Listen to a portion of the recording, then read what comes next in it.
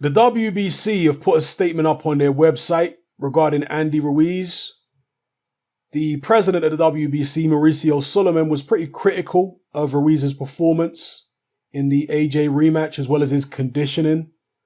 But despite that, he said that due to Ruiz's performance in the first fight where he beat AJ, obviously, he thinks that warrants giving Ruiz a good ranking in the WBC top 15 now.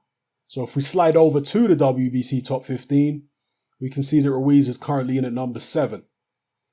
So he's a long way off mandatory. Therefore, the winner of Wilder versus Fury 2, assuming that fight goes ahead in February, the winner of that fight, if they were to fight Ruiz, it would be on a voluntary basis. They would have to choose to fight him.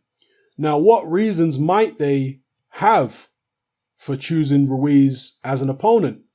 Well, one reason is the fact that there are not many PBC fighters in the WBC top 15. There are also not that many ESPN fighters. So if we go through them, and look, let's be real, PBC like to keep it in-house as much as they can. And I'm not saying the other promotional entities out there don't do the same. They do. But PBC probably do it more than anybody else, particularly when you look at stuff like the welterweight division. So they'll be looking to try and keep it in-house, particularly when it comes to voluntary defenses. Tyson Fury is actually a mandatory now for Deontay Wilder. So let's have a look at the top 15. You got Caballel. I'm not sure who he's associated with promotionally. Pulev is ESPN. Chisora's Matchroom. I don't think he has an American deal, but he's Matchroom. Perhaps DAZN. Michael Hunter is Matchroom and DAZN. Joe Joyce is with ESPN, I believe. Well, he's with BT in the UK, so I'm just, assuming that he may go with ESPN in America. Hergovich is DAZN and Matchroom. Parker is DAZN and Matchroom. Kaunaki is PBC. Ruiz PBC.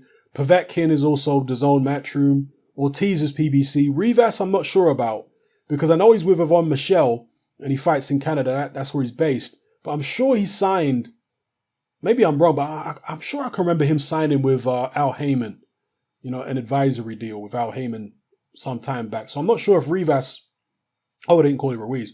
I'm not sure if Rivas is still associated with PBC or if he ever was. I think he was. Then we've got Usyk, who's obviously Matchroom and DAZN. Fury, who's ESPN, Top Rank. And Dylan White, who's Matchroom and DAZN. So, yeah, not many options if Al Heyman wants to keep it in-house for, let's say, Deontay Wilder's next voluntary, or if Bob Arum wants to keep it in-house for Tyson Fury's next voluntary. Not many options. Tyson Fury's options, if he were to beat Wilder in a rematch, would be Pulev, obviously. Pulev would be an option. Joyce. And, yeah, that's about it. If they wanted to keep it in-house. And, again, promoters like to do this a lot. And for PBC, it would be Ruiz, Kaunaki, Ortiz, but they've already fought Ortiz like twice now. Let's not flog a dead horse, please. Maybe Rivas, and that's about it.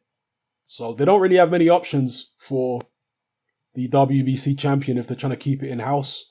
So Andy Ruiz, if Wilder wins the Fury rematch, is as good an option as any. Obviously, I'm not trying to promote them keeping it in-house. I'd like Deontay Wilder to be fighting plenty of other people on this list. I'd like him to fight Michael Hunter. I'd like to see him fight, Alexander Usyk. I'd like to see him fight Dylan White. But at the same time, an Andy Ruiz fight is not a bad fight. If I could pick a voluntary for Deontay Wilder out of Ruiz and Kaunaki, it'll probably be Ruiz. Kaunaki, yeah, he's a tubby guy as well, but not as tubby as Ruiz. He appears to take his training a bit more seriously than Ruiz does. But I don't think he's as talented as Ruiz. Ruiz, when he's on his game, he's got faster hands, he's more explosive. Kaunaki is just a volume puncher.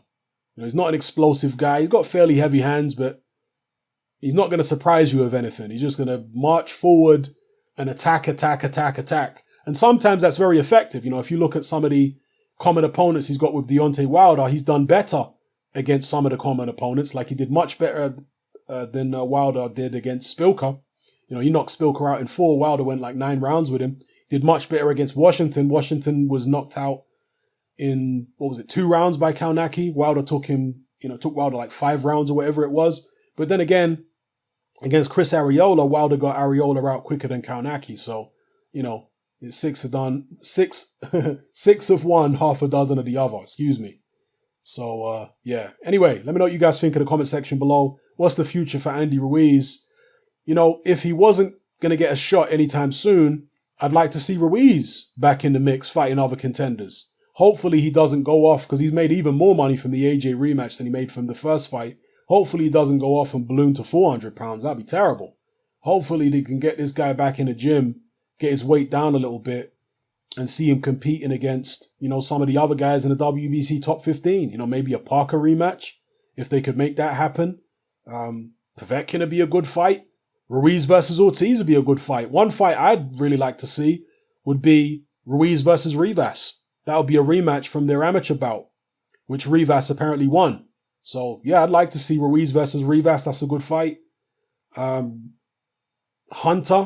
I know they sparred recently, and maybe they're buddies and whatnot, but hey, if the money's right, maybe they could have Ruiz versus Hunter.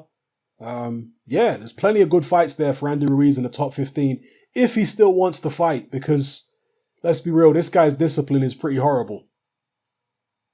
I did a video before the AJ rematch where I mentioned the fact that Abel Sanchez, who used to train Andy Ruiz, was very confident that AJ would win. And that seemed a little odd to me. Well, not odd, but it was an eyebrow raiser to see a guy who knows Andy Ruiz personally, who's Mexican just like Andy Ruiz is, and who used to train him. And he's there saying that, Joshua's going to win the rematch. Like, confidently. He said it all along.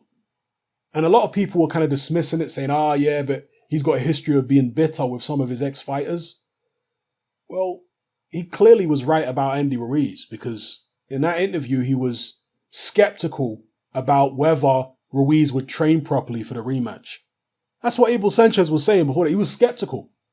Everybody else was saying, Ruiz is at a full camp and this, that, and the other, and, AJ's going to be in worse trouble. But Abel Sanchez was like, nah. He seemed skeptical that Ruiz was actually going to train properly. And this is a guy who knows what Ruiz is like in the gym. So I think we should maybe, not be so quick to dismiss Abel Sanchez's views or opinions on some of his ex-fighters, because he does know them better than we do. So anyway, hopefully Ruiz doesn't go off and just get even fatter than he already is, because he's got something to offer the heavyweight division. He's already pulled off a big upset. He can fight. He takes a good shot, got fast hands, counter punches very well on the front foot. So, yeah, maybe there's a blueprint out now to beat him. Joseph Parker showed it first time, really and truly. I know some people still dispute that decision, but he showed how you can neutralize Ruiz to a certain extent. Even if you think that Ruiz won that fight, Parker did neutralize a lot of what Ruiz was doing. And AJ just took Parker's blueprint and built upon it, because he's obviously a bigger, taller guy than Parker with longer arms and hits harder. So he just took Parker's blueprint and did a better job with it. So yeah, the blueprint is out there, and I'm sure the tall guys are going to try and do the same thing with him. But particularly when it comes to the shorter guys out there, I think there's some real fun fights for Andy Ruiz if he wants to take things seriously. Maybe PBC will, match up Ruiz and Kaunaki, because they were talking about doing that prior to Ruiz getting the opportunity against AJ. So maybe now they'll look to make that fight, Ruiz-Kaunaki. Anyway, let me know what you guys think in the comment section below. It's happening. I'm out.